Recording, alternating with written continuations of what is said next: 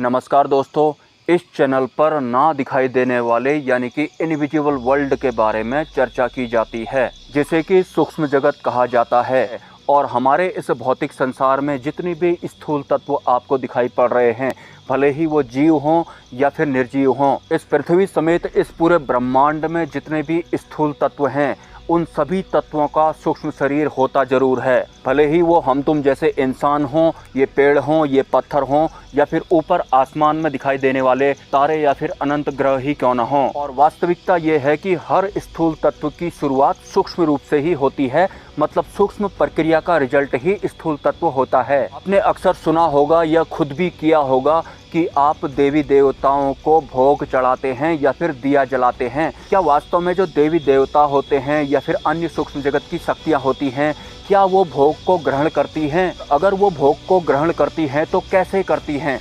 इसी विषय पर आज मैं इस वीडियो में चर्चा करने जा रहा हूं। लेकिन उससे पहले मैं आपको एक श्योरिटी देना चाहता हूं, जितने भी मेरे वीडियोस देखने वाले हैं, भले ही वो किसी भी समस्या से जूझ रहे हों, चाहे वो बड़ी से बड़ी किसी नेगेटिव ऊर्जा से जूझ रहे हों या फिर बहुत ही ज़्यादा बुरा तांत्रिक उनके पीछे पड़ा हो, जो भी इंसान साधक भक्त या जिज्ञासु इस चैनल से जुड़ा है, उन्हें उस बुरी शक्ति से या फिर उस बुरे तांत्रिक से 101% छुटकारा मिलेगा ही मिलेगा। आपको इस भरोसे के साथ इस चैनल को देखना है। अगर आप भरोसा नहीं भी करते हैं तो भी उनकी समस्या का समाधान 101% होगा।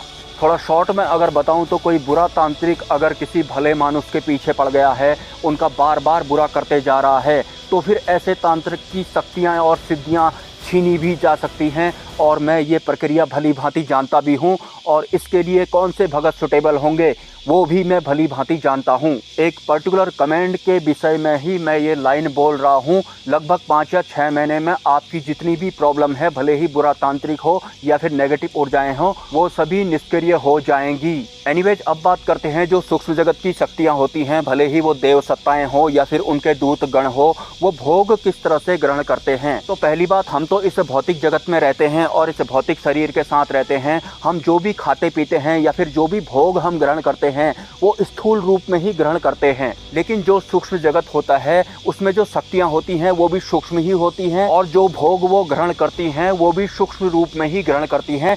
जैसे कि मैंने वीडियो के शुरुआत में ही बताया था कि हमारे इस फिजिकल वर्ल्ड में, इस पृथ्वी लोक में या फिर इस मृत्यु लोक में या फिर इस समूचे ब्रह्मांड में जितने भी स्थूल तत्व आपको अपनी खुली आंखों से दिखाई पड़ते हैं, हर स्थूल तत्व का एक सूक्ष्म शरीर जरूर होता है। तो सूक्ष्म जगत की जितनी भी शक्तियां होती हैं, अगर हम उन्हें भोग चढ़ाते हैं या फिर उनके लिए दीपक जलाते हैं, तो दीपक का यानी दिए का भी सूक्ष्म शरीर होता है। अगर कोई खाद्य पदार्थ है तो उसका भी सूक्ष्म शरीर होता है। इस पृथ्वी के हर स्थूल तत्व का एक सूक्ष्म शरीर होता है। उसी सूक्ष्म तत्व को सूक्ष्म शरीर की ये शक्तियां भोग के रूप में ग्रहण करती हैं। जैसे आप देव सत्ताओं को या फिर देव सत्ताओं के जो दूत गण होते हैं, उन्हें लड्डू का भोग चढ़ाते हैं। वो स्थूल जो लड्डू होता है उसको तो डायरेक्ट ग्रहण नहीं करेंगे, लेकिन लड्डू में जो सूक्ष्म तत्व होता है वो उसे 101% ग्रहण करते हैं। और हमारे इस फिजिकल वर्ल्ड में या फिर इस पूरे ब्रह्मांड में जितने भी जीव या फिर निर्जीव तत्व हैं, उन सभी के 3 शरीर होते हैं।